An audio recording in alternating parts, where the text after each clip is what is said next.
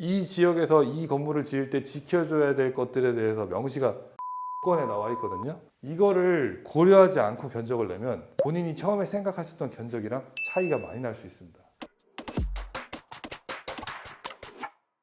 우리 저번에 찾는 법 했잖아요. 예. 그럼 이제 제일 중요한 거 면적을 좀 어떻게 요청을 해야 될까? 시공사를 찾았다. 네. 한 3에서 5군데를 찾았다. 그렇죠, 그렇죠. 일단은 업무 처리는 다 이메일로 하시는 게 좋아요. 건설 프로젝트 같은 경우에는 선택해야 될 요소들이나 협의해야 될 사항이 많기 때문에 그 전에 자료 역사를 가지고 있는 게 상당히 중요하거든요. 말로만 일하다가 이거 하면 돈 주신다 그랬잖아요. 그러면 내가 돈 언제 준다 그랬어? 서비스를 해줘야지. 이런 식으로 되는 경우가 정말 많아서 기록을 남기는 게 굉장히 중요해요. 그래서 업무 처리는 일단 기본적으로 이메일로 하시는 게 굉장히 중요해요. 이메일로 하는데 뭘 보내냐? 첫 번째로는 이제 설계도서, 두 번째가 허가 필증. 이거 굉장히 중요해요. 허가 조건 보내는 거. 이게 왜 중요하냐면 견적에 지대한 영향을 미칠 수가 있어요. 내 대지가 여기 있다 치자고요. 어느 구역에서는 집을 다 짓고 나서 내 땅에 인접한 아스팔트를 다는 새로 깔으라고 하는 허가 조건이 있을 때가 있어요. 새 걸로? 새 걸로. 근데 어떤 허가 조건은 다 깔아라 할 때도 있어요. 어떤 허가 조건에는 이게 명시가 안 돼 있는 허가 조건도 있어요. 예를 하나 든 건데 이거 말고도 이 지역에서 이 건물을 지을 때 지켜줘야 될 것들에 대해서 명시가 이 조건에 나와 있거든요. 이거를 고려하지 않고 견적을 내면 본인이 처음에 생각하셨던 견적이랑 차이가 많이 날 수 있습니다. 그래서 이거를 반드시 보내주고 도면에 있는 내용과 허가 조건에 있는 내용을 포함해달라고 얘기를 하셔야 돼요. 이거를 포함해달라는 말을 안 하면 100이면 100 안 하게 돼 있어요. 다른 데는 견적이 다들 8억인데 나 혼자 10억이야. 왜? 얘를 포함해서. 그럼 내가 비싼 줄 알고 떨어졌는데 알고 보니까 얘네들은 이걸 포함했더니 12억, 13억, 15억 이렇게 된 거예요. 그럼 나는 원래 제일 싼 사람이었는데 조건이 다르다 보니까 제일 비싼 것처럼 여겨져서 처음에 제껴진 거지. 그래서 조건을 동일하게 줘야 돼. 근데 완전 꿀팁이네요. 이러다가 막상 이렇게 8억이라고 갔더니 저렇게 뻥튀기 되는 경우들이 되게 많을 거 아니에요. 이거는 많죠. 굉장히. 건설회사들을 꼭 나쁘다고 볼 수는 없는 게 이해가 돼요. 이렇게 싸 보이지 않으면은 아예 수주가 안 되니까 최대한 싸 보이기 위해서 이거를 내라고 하지 않았는데 굳이 내는 시공사는 없어요. 대표님 왜 내세요? 그래서 요새 수주가 잘 안 되나? 세 번째, 이메일에다가 기입하실 것들이 있어요. 이거 언제쯤 착공할 것 같다 하는 착공 예정일.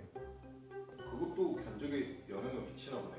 견적에 영향을 미치죠. 5월에 견적을 요청을 했어요. 근데 이 공사를 12월에 하고 싶대요. 그러면 골조할 때부터 난로를 엄청 떼야 돼요.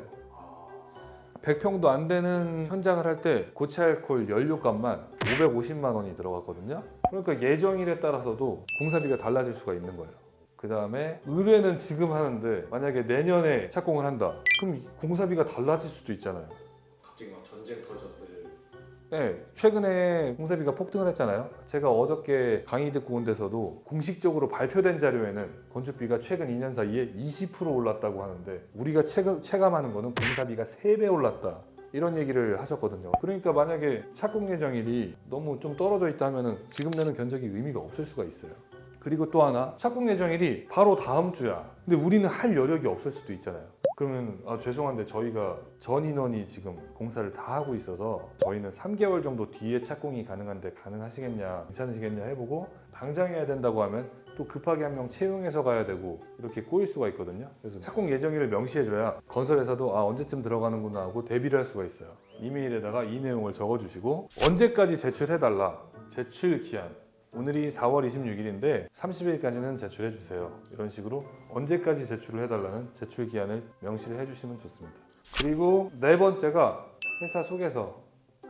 지명원이라고 하는 회사 소개서를 요청을 하시면 건설업 면허부터 해서 세금 신고 누락된 건 있는지, 현재 순위가 몇 등인지, 그동안 어떤 프로젝트를 진행을 했었는지, 기술자는 몇 명 보유하고 있는지 그런 이력들을 전체적으로 볼 수 있는 회사 소개서를 요청을 하셔야 되고요. 그리고 가능하다면은 공사 예정표, 언제쯤 끝날 건지 예정표를 요청을 하시는 경우도 상당히 많아요.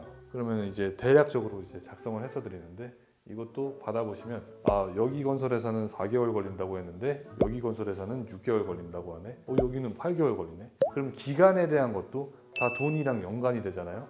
근데 그 공정표가 사실 맞지가 않아요. 아 이거 뭐 한 3개월이면 되지, 한 4개월이면 되지 해놓고 거의 그 말을 지키는 분을 잘 못 봤거든요. 대표님 좀 지키세요. 저는 그걸 지키려고 아까 좀 전에 얘 들어드렸던 거에서 상당히 길게 잡는 편이에요. 이거는 때려 죽여도 넘어갈 수 없다 이런 거. 예전에 제가 어떤 적이 있었냐면 제가 4개월 정도 공기가 걸릴 것 같다고 했어요. 작은 주택이었기 때문에. 근데 그때 7월하고 8월하고 30일 중에 24일이 제일 비가 왔거든요. 작업자들이 나왔다가 맨날 그냥 들어가는 거예요, 저랑 같이. 그러다 보니까 공기를 지키지를 못한 거예요. 근데 그 공사가 끝나고 나서 건축주분이 지체 상금을 물었으면 좋겠다 해서 제가 그때 일기예보를 다 캡처를 해가지고 비 때문에 일을 도저히 못했었다 이렇게 첨부를 했던 적이 있는데, 그 경험을 하고 나서는 비가 오든 눈이 오든 뭐 어떤 일이 벌어져도 이때까지는 안 벗어나겠다 하는 기간으로 계약을 하고 있습니다. 그리고 그게 한 가지 팁을 드리면 길게 잡는 게 좋을 때가 있어요. 저희가 산재보험 가입하잖아요. 준공을 난 이후 날짜까지 가입이 돼 있으면 이삿짐 날려다가 다쳐도 보상받을 수가 있습니다. 한 2달 더 이렇게 잡아놨다 예를 들어, 그러면은 그 사이에 뭔가 일이 건축주한테 뭔가 벌어져도 보상 받으실 수가 있어요. 근데 대표님 하시는 방식이 좀 맞는 것 같긴 해요. 그 저번에 뉴스 나왔던 거 있잖아요. 네. 비 오는데 작업한다. 괜히 막 타이트하게 잡으면 그런 상황도 나올 수 있으니까 약간. 그런 일이 벌어질 수 있는 거를 방지할 수는 있죠. 공기를 충분히 가지고 있으면. 그리고 남현동 건축주분이 그때 저희 영상에서도 얘기했듯이 저희한테 막 빨리 해라 막 그렇게 쪼지 않고 좀 마음을 편안하게 해주셨거든요. 그렇게 해야지 또 건축물도 완성도 높게 잘 나오고요. 그 다음에 계약이행증권이 발행이 되는지, 그 다음에 대출을 위해서 대출을 받아야 되는데 시공사가 연대보증을 쓰잖아요. 그런 연대보증을 쓰는데 서류적으로 뭐 세금이 밀리거나 뭐 그런 문제가 없는지, 유치권 포기각서 같은 거 가능한지. 근데 요즘에 건설회사는 유치권 포기각서 쓰는 거는 거의 뭐 다 그냥 대출을 위해서 꼭 필요한 서류라고 생각하고 있어요. 근데 이제 유치권 포기각서에서 중요한 거는 건설회사는 기술자잖아요. 이 사업을 계획한 사람이 아니잖아요. 그래서 그 사업에 대해서는 유치권 포기각서를 쓰고 연대보증을 하는 게 아니라 현장이 준공이 나면은 건설회사는 연대보증 의무는 끝나게 돼요. 공사만 잘하면 문제가 없기 때문에 건설회사들이 당연한 서류로 받아들이고 있고요.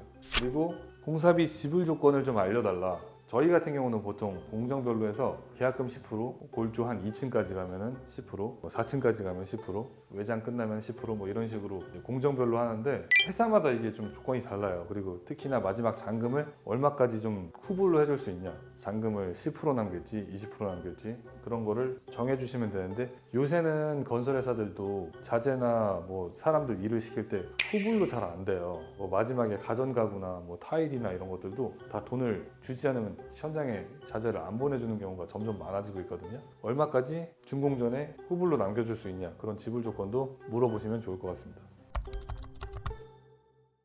허가 조건에 나와 있는 거 플러스 디테일하게 요구할 사항들 있잖아요. CCTV는 어떻게 되는지, 가전은 어느 브랜드 어떤 걸로 쓴다든지, 철거비는 포함인 건지, 담장은 어떻게 할지, 그런 전체적인 부분에 대해서 디테일하게 정해주시면 정해질수록 전적서가 동일한 조건이 되기 때문에 차이가 없고 균등한 조건으로 받으실 수가 있습니다. 비용이 발생을 하긴 하는데 설계 사무실에다가 요청을 하면은 도면에 있는 내용을 물량을 다 산출해 가지고 국내 역서를 만들 수가 있거든요. 평당 2,000원 정도 했던 것 같은데 200만 원 주면은 그런 국내 역서가 보통 나온단 말이에요. 그 국내 역서를 건설사한테 뿌려주면 거기 물량이 다 기입이 돼 있으니까 정말 동일한 조건으로 받을 수가 있어요. 그래서 국내 역서를 비용을 들여서 작성하는 것도 하나의 방법이 될 수가 있고, 오늘은 건설사를 찾은 다음에 견적을 어떻게 요청할지에 대한 이야기를 드렸는데요. 여러분들이 시공사를 찾아서 견적을 의뢰하시는데 도움이 되셨기를 바라면서 오늘 여기까지 하겠습니다.